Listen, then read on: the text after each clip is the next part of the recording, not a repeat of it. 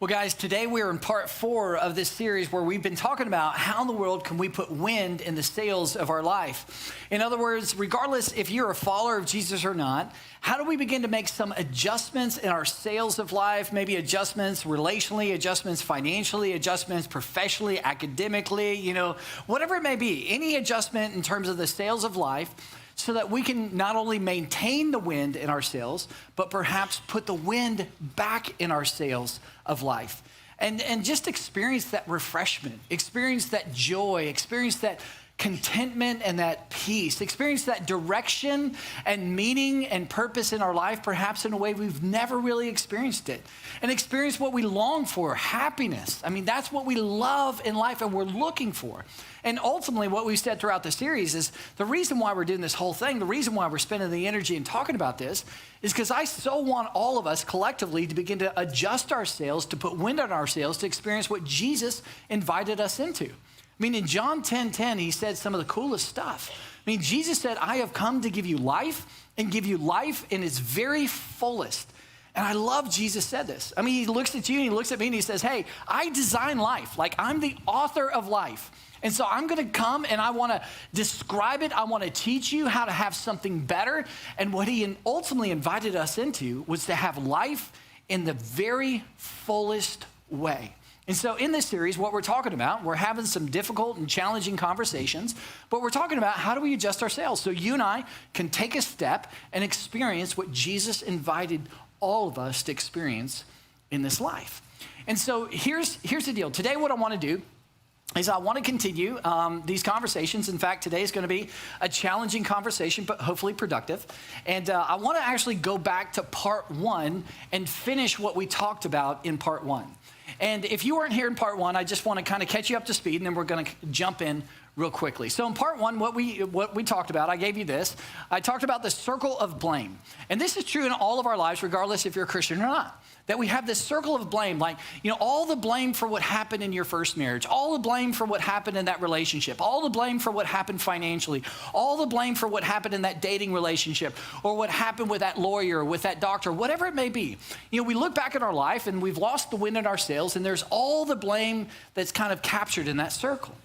And I said in week 1, I said, if we're going to begin to adjust our sails, it starts with you. It starts with me. It doesn't start with them. It starts with us. And if we're going to adjust our sails, we have to own our piece of the past. And that is extraordinarily difficult. That requires a lot of humility. But it's to look back and go, here's what happened. Here's all the blame. Here's the whole circle. And I'm going to pick my piece of the past. And maybe 5%, and maybe 1%, and maybe 10%. And I'm going to realize, the thing that I did bring to that equation is I wasn't fully honest. I brought my insecurities. I perhaps brought some of my dysfunctions or some of my addictions. Perhaps I brought a little bit too much alcohol to that situation. And we've got to start there. But guys, I'm telling you, that is extraordinarily difficult. That requires an enormous amount of health, self-awareness. That requires an enormous amount of humility, and it's not natural. I mean, you and I, and when we look at the past and, something happened, we lost some wind in our sails. I mean, we want to look back and we want to go, no, it's her fault. It's his fault. It's their fault. I mean, we want to play the blame game, and that's a very natural thing. But in week 1, we talked about this. We said there is a real danger when you go to blame. And here's what we said. We said blame enables us to smuggle our issues into our future. And I illustrated that over here with this backpack and these rocks. I said this backpack represents our life. And we put this on every single day when you wake up. The very second you wake up, you put this on. And if we play the blame game, and if we don't start with owning our piece of the past, what we end up doing is we say, hey, I'm going to, smuggle in some of my lust and my insecurities, my control issues, my fear, my addictions, some of those unresolved mom issues and dad issues, that were part of the equation. And then we zip our backpack of life up, and we put it on because we wake up, and then we walk into that second marriage, or we walk into that second dating relationship, or we walk into the office, or we walk into that financial situation, or we walk into the church because we've left 2 or 3 churches and now we're at our 3rd church, and we walk in and we're like, oh my gosh. All the churches are the same. All the pastors are the same. All men are kind of the same. All bosses are the same. All professors are the same. These financial people, they don't know what they're talking about. And if we're not careful, we end up repeating the issues, and round we go. And the thing that's true is everywhere you go, there you are. And the way we break the cycle, the way we begin to set ourselves free and step into what Jesus invited us into and adjust ourselves, is you first and foremost, you have to own your piece of the past. If you're going to make peace with your past, it starts with you and I owning our piece of the past. And that's what we talked about.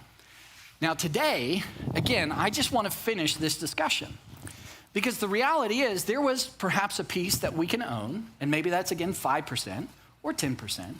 But what do we do with this piece?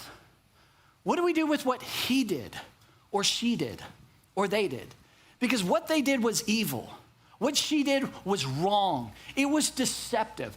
They robbed your reputation. What they posted online about you is completely false. What your boss did, what your professor did, what your coach did, what your uncle did, what your ex-wife or ex-husband did, what your son or daughter did. I'm just telling you. Those are real things. And the question is, okay, well, I've owned my piece, but what about their piece? What do we do with that? Now, guys, this is really, really important that you lean in. Here's the thing. In the exact same way, if you don't own your piece of the past, you actually smuggle that into your future. In the exact same way, if you don't own that piece of the past, you actually end up smuggling that into your future as well. And here's what that looks like. It looks like, hey, here's my anger. Because, anger is just unprocessed hurt. And what you did to me hurt me. So now we end up smuggling our hurt and our anger. We end up smuggling our disempowerment. Hey, my father disempowered me because he was always out of control and he just robbed my, now I'm disempowered. Now I'm emotionally numb. We end up smuggling that. And we go into life and we smuggle all these things into our future. And here we go again. We put our backpack on. And now we walk into our relationships, our parenting relationships with our son or daughter, our marriage relationships, dating relationships, friendships, whatever it may be. And now I feel so disempowered. So I have such a hard time representing me. There's so many insecurities in me. Do you like me? Do you like me? Hey, can I say the right things so you like me? Can I do the right things for you like me so you like me? And now all of a sudden we have a hard time not only standing up for ourselves, but standing up for those people around us. We feel so disempowered. Or maybe we feel so emotionally numb. And we're on the other side of our wife, and our wife continues to go like, what's wrong, what's wrong, what's going on? Nothing, I'm fine, I'm fine, I'm fine. We just have no idea how to be fully alive because of what happened in the past. Or because of those trust issues, because of what they did and they broke that trust. Now all of a sudden, the trust issues are showing up in our relationships. And we're assuming the worst about him, assuming the worst about them. And when you assume the worst, you suck trust out of that relationship. And trust is the essence of a great relationship. And now all of a sudden, all those anger issues, because it's unprocessed hurt, those are showing up everywhere. And your kids are looking at you going, come on, mom and dad. Do I have to be perfect? And they're just waiting for you to explode. Because if they're not perfect, man, there's dad's anger. Here's going to boom, explode again. There's mom's anger. She's just going to fly off the handle again. Because so many unresolved anger issues. And then trust. And I can't trust men because of what happened to me. I can't trust women because of what happened to me. I can't trust that certain group because of what happened to me. And round we go. And guys, I get it. You know, if you and I are talking, you would go, well, Buck, I mean, hold on a second. What happened to me was hurtful. I mean, if you understood what actually took place, you would understand why it's so hard for me to trust men or to trust women or to trust at all. And guys, I get it. I mean, the nature of my job, my goodness. I sit on the other side of some of the worst stories you can possibly imagine. And I see the evil. It was evil what happened to you. It was sin. I mean, that's why God calls sin, sin. I mean, he doesn't play with it. He calls it out because he sees how destructive, how it makes life far more complicated and hurtful. And it's true. That is what happened to you. That is what she did, or he did, or they did. But let me ask you perhaps a fairly insensitive question. And I'm only asking it because we have to go here, because I'm so for you, and I want you to experience liberation and freedom.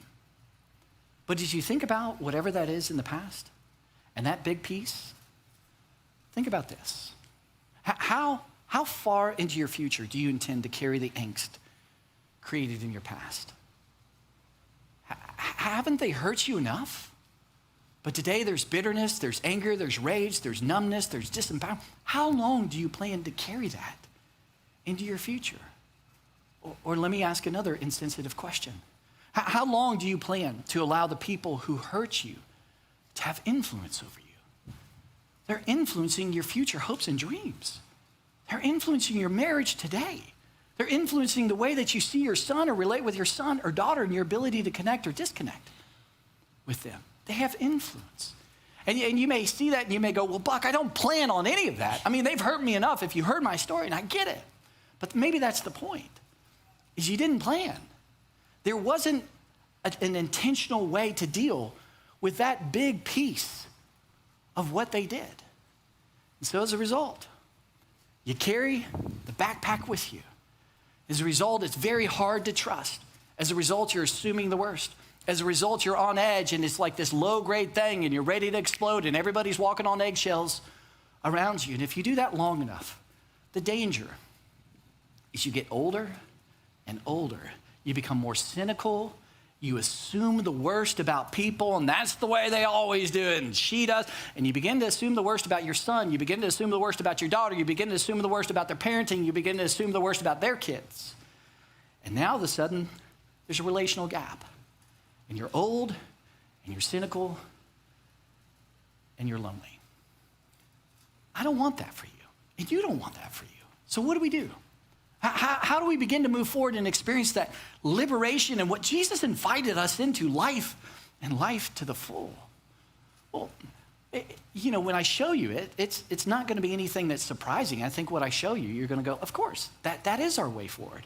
But the way you adjust your sails to put wind back in your sails is you've got to release the past so the past can release you. You've got to begin to release that anger, that hurt. You've got to begin to release that disempowerment. You've got to begin to release what happened in the past to begin to free you to experience something far better, far more liberating. You know, if you're a follower of Jesus, if you're a Christian, you know what we call releasing the past? One word, is to forgive. Forgive. And guys, I'm just telling you, forgiveness is far more powerful than you know. On the other side of forgiveness, and forgiveness is not an overnight process, it's over time. It is a process. There are steps and stages to forgiveness. But I'm telling you, you do the work of forgiveness, it is one of the coolest experiences ever to experience in your entire life. On the other side of forgiveness, you got to think about this, is here's what you begin to see, is forgiveness allows you to leverage the lessons of the past without being controlled by the past. I mean, it's like, hey, I understand what they did, and I understand what happened to me. Man, I've processed this. And I'm not controlled by this any longer.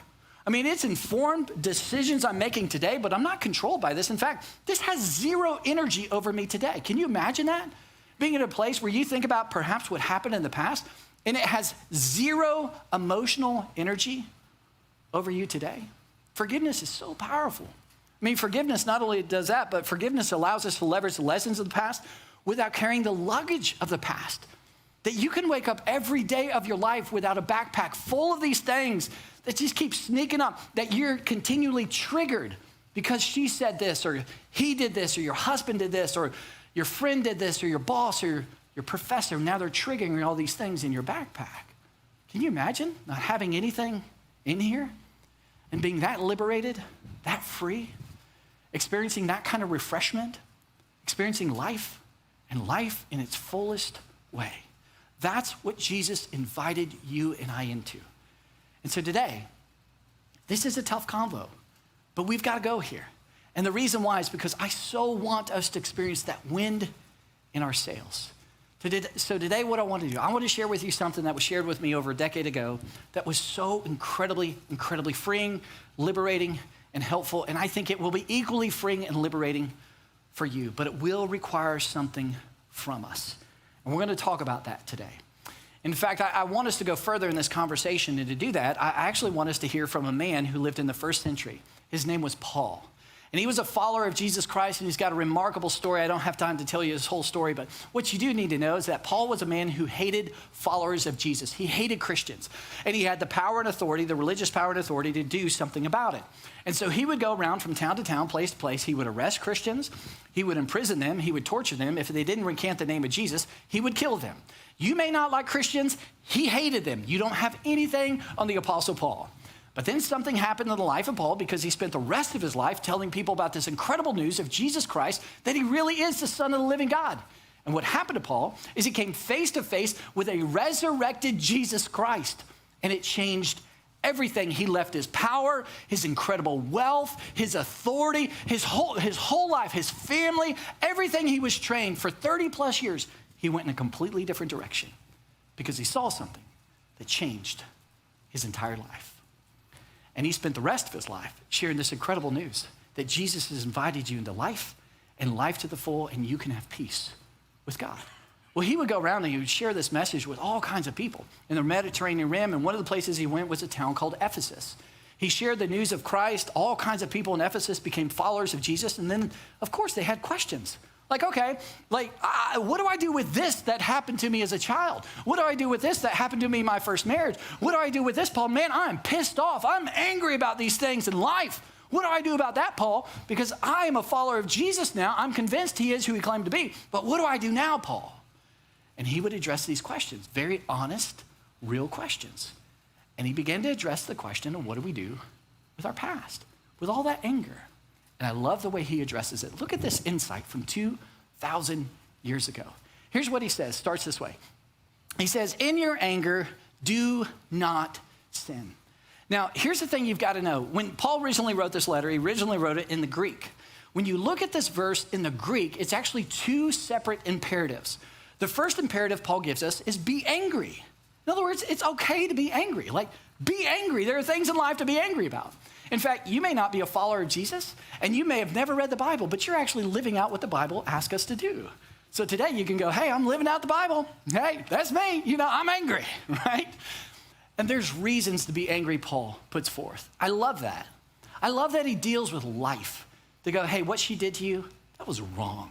You should be angry about that. What he did to you, that was wrong. What they did to you, yes. Man, you should be angry about those things. When you see things happen to other people, anger is a wonderful thing. But here's the deal, second imperative. Do not sin in your anger. Don't let your anger control you to the point where now you're breaking the design, the creation of God, which by definition is sin. And the very thing that happened to you that created the hurt that you're angry about, that you should be angry about, well, now you're doing the very same thing to him, to her, to those individuals. Because of that anger has now controlled you to the point of sin. Don't do that. Well, Paul, can you explain? Can you give me some handles? Can you help us with our way forward on how to live that out practically? Paul says, of course. Let's continue to think about this. And I love what he says. In fact, what he says next is perhaps if you grew up in church, this got so much airplay from your mama, perhaps your mama said this to you. He said, in your anger, do not sin. Do not let the sun go down while you're still angry. In other words, I would imagine if you grew up in church, you heard this a million times. Sweetie, don't go to bed if you're angry. Sweetie, hey, you got to resolve everything. Hey, you just can't go to bed. I mean, you're fighting with your brother, you're fighting with your dad, or you're fighting with, hey, the Bible says, don't go to bed with those unresolved anger issues. And perhaps you brought that into your adult life. And then today you have this weird religious guilt to where there's something in life happening and you're like, oh, man, it's a sin to go to bed angry. I can't do this. And you feel this weird religious guilt. Well, it's important you actually understand what Paul was saying because you don't need to carry that religious guilt. Here's what Paul's saying. He's saying there are some issues in life that, yes, you can resolve before the sun goes down, before the sun sets. I would call these kind of issues like toothbrush issues. You know, it's the issue to go, hey, I like black toothbrushes. Well, honey, you bought me a blue toothbrush. That's an issue you can resolve before the sun sets. Or perhaps you left out your toothbrush for the 50th time and she told you to put it up. That's the kind of issue you can resolve before the sun sets. Or maybe you haven't brushed your teeth in like 2 days, and there's a dragon living in there that used to live next to a dump, next to a nuke plant, and it's now in your mouth. And she's like, come on, do something about it, right? That is an issue you can resolve before the sun sets. And just floss a little bit, extra little mouthwash, you're good to go, right? I mean, there are issues, my point is, in life that you can resolve before the sun sets. But Paul's a man of common sense. He understands in your life, in my life, in his life, in the lives of the people in Ephesus, there are some issues you can't resolve before the sun sets. You can't resolve those in 2 sunsets, in 3 sunsets, in 4 sunsets. And that's his point. His point he's making is how many sunsets? How many? How many more sunsets are you going to allow that anger to control you? How many more sunsets are you going to allow the person who hurt you in the past to continue to hurt you in your future hopes and dreams, in your marriage, in your life, when you look at yourself in the mirror? How many more sunsets? Well, Paul, that's difficult. Paul says it's important that you answer the question and that you're intellectually honest with yourself. In fact, he goes on to expand this and he goes, you got to think about what's actually happening the more sunsets that you allow. He expands and he says this, he says, in your anger, do not sin, do not let the sun go down while you're still angry, and do not give the devil a foothold. I'm going to come back to the word devil because I think that's important, but first I want to explain foothold. Now, foothold, again, remember, this is originally written in the Greek. It literally means a permanent place in your life. It literally means this space that's carved out in your soul. That it's just like you've allowed that to happen. The literal meaning of this is a staging ground.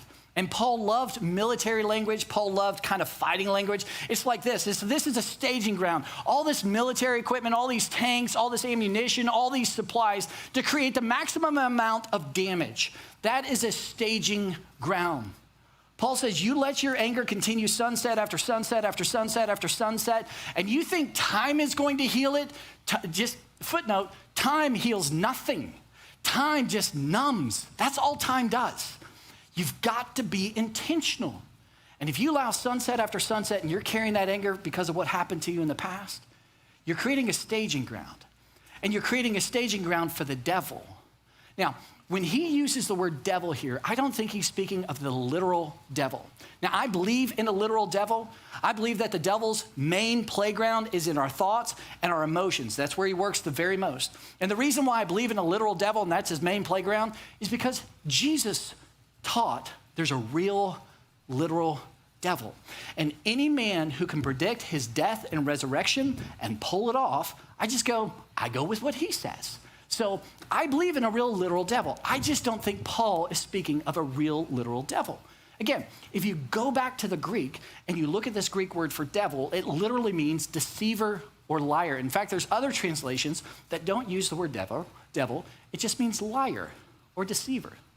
Now, here's what I think Paul's getting at as we put it all together. I think Paul's getting at is take the word devil out and put the person who hurts you in that place. And then let's read this verse again. Here's what he's getting at. In other words, he says, in your anger, do not sin. Do not let the sun go down while you're still angry. And do not give Bob a foothold. Do not give Sally a foothold. Do not give such and such ink company that hurts you and stole from you and hurts your reputation a foothold. Don't allow that individual, those individuals, a staging ground in your life.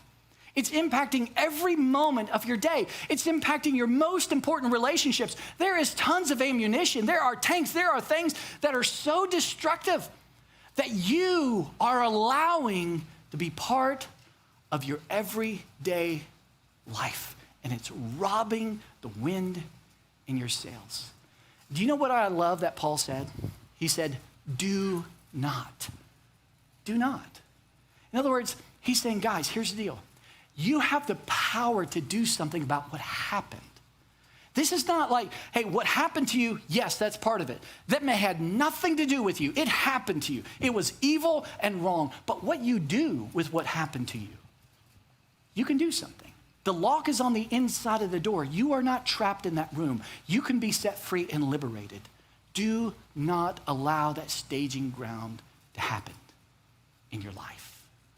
Now, guys, I have seen this in my life. I have seen this front and center. I mean, in my role as a pastor, I sit on the other side of some of the worst stories you can imagine. I've heard some of the worst stories when I sit down with individuals perhaps in the military who've gone through and seen some of the worst things you can imagine around the world, some of the worst evil that it seems unspeakable. I've heard those stories. I've sat on the other side of students. I've sat on the other side of husbands and wives. I've sat on the other side of so many people who have shared their stories. And when I hear their stories, sometimes I'm meeting with them and I'm like, man, you're so impressive. And it seems like you're so well put together over here, but this is your story? This is what happened? Oh my gosh. And I'm telling you every time, because I'm so curious, I ask, what happened? Well, I mean, how'd you go from here to here? You're so self-aware. You're so healthy. Like, what happened? And I'm telling you, every time I hear two words, and the two words, Buck, I decided. Man, I'm just telling you.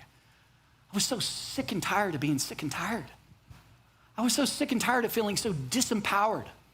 I was so sick and tired of the addiction as a result of what happened to me. And I just wanted to feel better, and I wanted to feel better. And so I had to numb out. It was creating I just said, enough.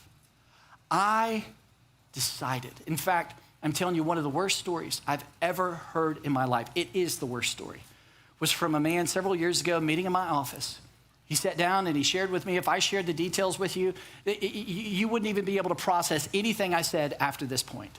It was so evil, so wrong, and it came at the hands of his mom and his dad, who never had an ounce of remorse or repented for what they did to him his entire life. Even on his father's deathbed, his father didn't apologize for what he did. It was so evil what this man shared with me at the hands of his parents. At the age of 12, he left, and then he was on the streets for years. On the streets, what people did to him as a little boy, it's unspeakable. As he shared his story, I was so emotional. I'm with him in this moment, and I'm just, tears are streaming. And finally, I composed myself, and I'm looking at this man that I would have never guessed in a million years. And I looked at him, and I said, what happened? I mean, today, here's who you are. Man, just on the other side of you, you're an incredible man. What happened? And I heard the words. In fact, if I had to give his words almost verbatim, here's what he said to me. He said, Buck, I decided my past would remind me, but not define me. It would remind me, but it wouldn't define me. Paul's point is, do not. You have the power to do something about what happened in the past. In fact, that's exactly what it goes on and says. I mean, Paul continues. Look at what he says. He says, get rid of all the bitterness, rage, and anger, brawling, and slander, along with every form of malice. All the things as a result of what happened, man, these are inside of me. There's a way forward. You can get rid of those. And then he gives us our way forward, and he speaks to our word.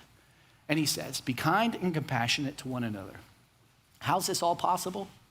Forgiving each other. The best way I can describe with the finite amount of time I have the word forgiveness or to forgive it's the word pardon.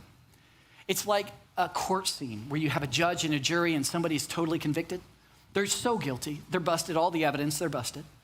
And then the judge looks at, they're convicted, they're guilty, they committed the offense. The judge then looks at the person and says, I pardon you. I'm not going to hold you accountable. You don't owe the state any time for what you did. You are pardoned. Now, if you think about that in terms of the individual or the individuals and what they did to you, and to think about pardoning is the way forward, you're like, they don't deserve it. And you're right. Logically speaking, they don't deserve it. But I think God looks at you and says, you deserve it. As God thinks about your future hopes and dreams, I think God looks at you and all those future hopes and dreams and goes, oh man, you deserve it. So I think God looks at you and what Jesus has invited you into, life and life to the full, and that liberation and that freedom and that joy and that contentment and that happiness. He looks at all the possibilities in your life. He goes, oh my gosh, I know, they don't. But you deserve it. You deserve to be set free.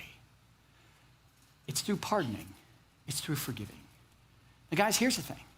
As a follower of Christ, I'll talk to you. If you're a follower of Christ, I'll talk to you in a second. But if you're not a follower of Christ and you're here today, or you're watching and listening online, I'm so grateful you're here. I really am. I so respect you.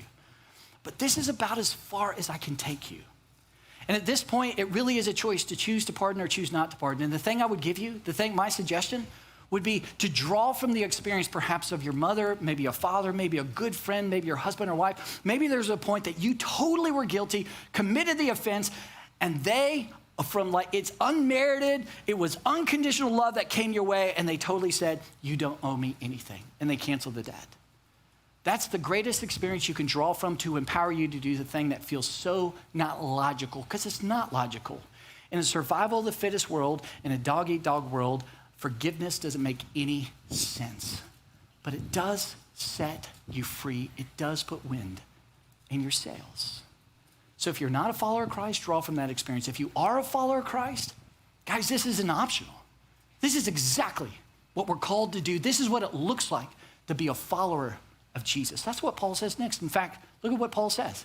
He says, just as in Christ, God forgave you. In other words, you are forgiven. In other words, the thing that maybe you have forgotten or you've lost sight of or maybe you've never heard about is, do you know in your relationship with God that through Christ, he doesn't factor your sin into that relationship? He doesn't factor your sin into the relationship he has with you. It's already been dealt with. It's already been paid for. It's already been atoned. I mean, if you operate with God and you're like, oh God, because of what I did last night, last week, last month, last year, oh my gosh, okay, here's what I'm gonna do. I'm gonna go to church, I'm gonna give to the poor, I'm not gonna cuss again, I'm not gonna cross out there, okay, here's all the things. I'm gonna negotiate everything with you so you accept me, so because of what I've done. You know what that is? Religion to a T. Jesus said, nonsense. I've come to introduce something so much better. It's called good news. I've given my life for it. That through me you're accepted. Because you're forgiven. You no longer have to negotiate your sin with God. It's already been paid in full. What you did last night, last month, last week, 10 years ago, whatever it is, it's been paid in full. You have been atoned for. You have a right standing with God. God does not factor your sin into your relationship with him because Jesus already paid for it. The more you let the gospel sink into your soul, the more you allow what Jesus did for you, like literally did for you, and all of your sin, as a follower of Jesus, that's the very thing that's foundational to empower you to do what seems impossible, to pardon him, to pardon her, to forgive them as Christ has forgiven you.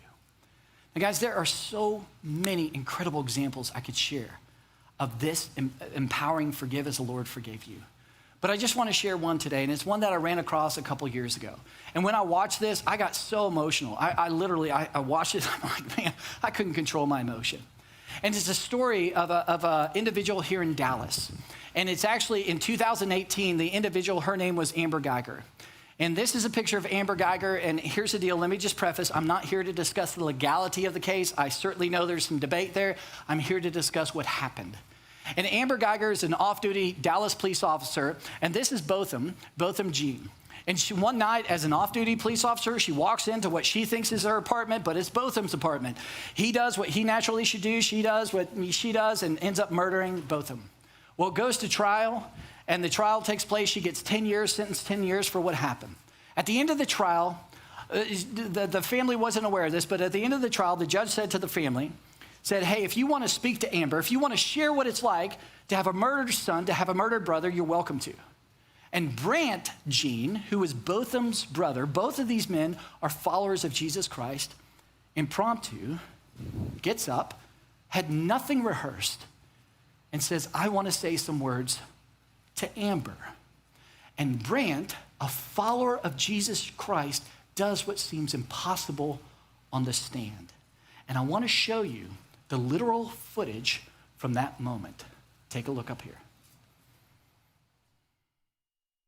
I can speak for myself. I forgive you. And I know if you go to God and ask him, he will forgive you.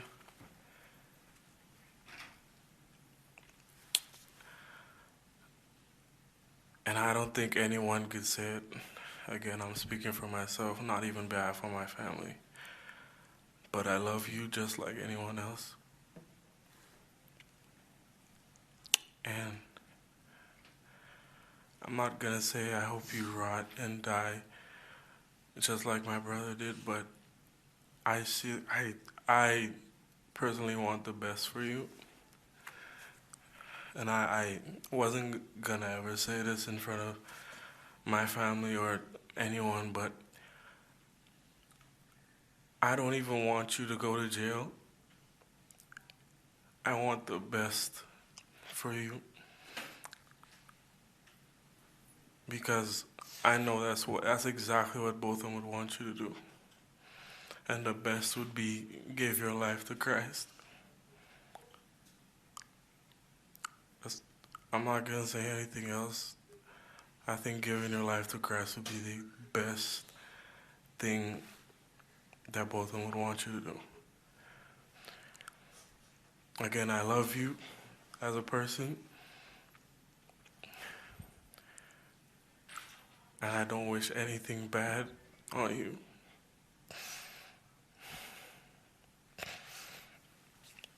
I don't know if this is possible, but can I give her a hug, please? Please? Yes.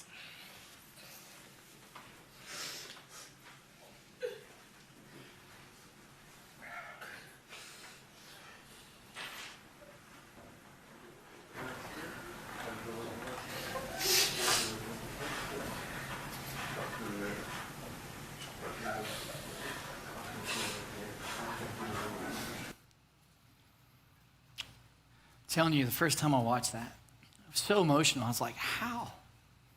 How can Brant do that? It seems impossible. Impossible. Well, the scriptures are very clear. You can do all things through Christ who makes it possible. It's one of the greatest demonstrations of forgiveness I've ever seen. Brant goes on to do many interviews. That was so impromptu. He had no idea. He was so uncomfortable. He was like, he's never been on a stand like that.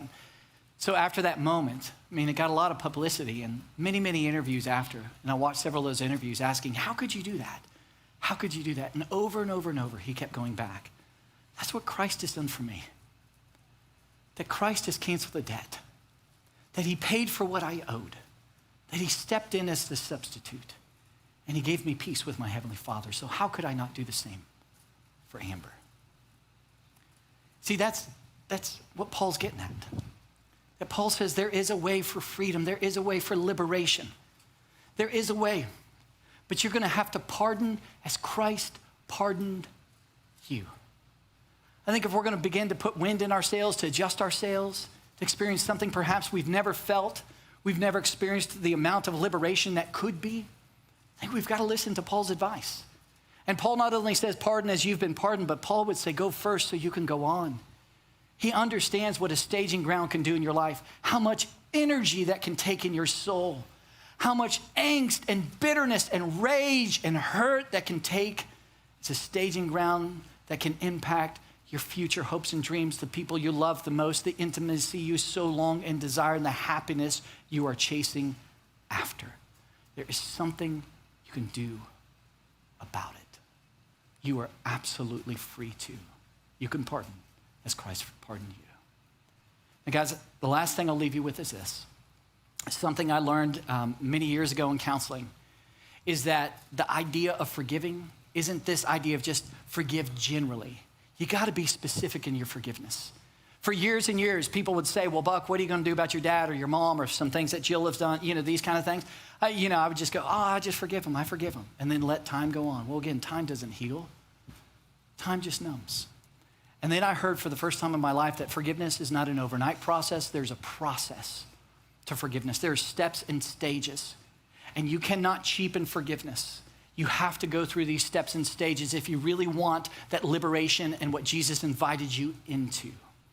And so I want to give to you what was given to me, which was so incredibly liberating. And if you and I were sitting down and you said, Buck, what does it look like to forgive specifically? Here's what I would say. First and foremost, you've got to sit down and write specifically down what did they do.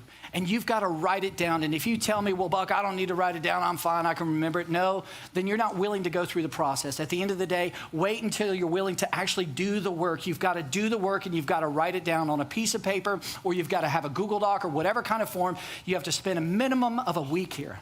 You got to write it down. And yes, it's going to be deep and dark and emotional, and you're not going to want to, and you're not going to want to go to that space, but you got to go here. You got to do the work to get the liberation. You got to write down, what did they do specifically? And you owe this to yourself, because as I alluded to earlier, Satan's playground is emotions and your thoughts, and he will elevate what happened to you way too big, or he will minimize it to something way too small. You deserve to know what they did to you. Was it a 5-second act? Was it 15 seconds? What specifically were the words they shared? Write it down. What specifically did they take from you? Write it down. What did they do on social media? Write it down. You owe it to yourself to know exactly what they did. Secondly, you've got to ask and answer the question, what do I struggle with as a result of what they did? Well, today I struggle with feeling so disempowered. As a man, I feel so disempowered because, Father, what you've done to me. And because you so disempowered me, anytime somebody comes and there's conflict, I lose the air in my lungs. I have no ability to speak and stand up for myself or anyone else. Because you so disempowered me, that's what I struggle with as a result. You know what? I struggle with my anger. And I've done the very things you've done to me, now I'm doing it to my kids. That's what I struggle with. I struggle with addictions. I feel so crappy about myself that I've got to hit the bottle or I've got to do other things because I so need some relief. That's what I struggle with. That's what you've done to me. Write it down. This is not linear. You may go back to step one and then go, oh, that reminds me, here's what else you've done. And you may need to do this with a counselor or with a mentor. Third question to answer is, what do they owe you? As a result of what they've done, what do they owe you? They owe you something. They owe you a childhood. They owe you a first marriage. They owe you tucking you in at bed. They owe you your integrity or your reputation. They owe you that financial amount that they took from you. They owe you that career. What do they owe you? Write it down, a minimum of a week. And then eventually get to the place to answer the fourth question. What am I going to do with what they owe me? What are you going to do with what they did? That is 100% up to you. And here's the thing you've got to know, is they can never repay you. Even if they repaid you every penny they stole from you and paid you 10 times over, it doesn't matter. There's still that relational debt between you and them for what they did. What are you going to do with that? And I'm telling you, here's where the gospel of Jesus Christ becomes so empowering and liberating. Because for you to pardon as Christ pardoned you, it requires you to sit with the gospel for some time. But I'm telling you from experience, the longer you sit at the cross of Jesus Christ and see what he has done for you as well as for them, it will eventually empower you to do the very same thing and say, you don't owe me any longer. I'll learn the lessons of the past, but I'm not going to carry around the luggage of the past a second more. And I speak from experience with my father, with my mother, and with Jill. I'm telling you today, I don't carry around an ounce of what they have done on the other side of me. I've learned the lessons, but there is liberation to experience. There is freedom to experience. There is life and life to the full to experience, because that's what Jesus invited you and I into. But it will require us to adjust our sails. And how do you adjust your sails? You forgive specifically. You forgive specifically. Let me pray for us. Father, thank you that we can have this kind of conversation. And Father, you absolutely know our stories. You know our past. You know the weight. This is not a light subject. So Father, I need you, and I'm asking you, and I'm dependent upon you to step in only the way that you can as a heavenly Father, to meet us, to speak to us, and to provide a way forward, to do what you've done for us, and to give us the courage to do that and the wisdom.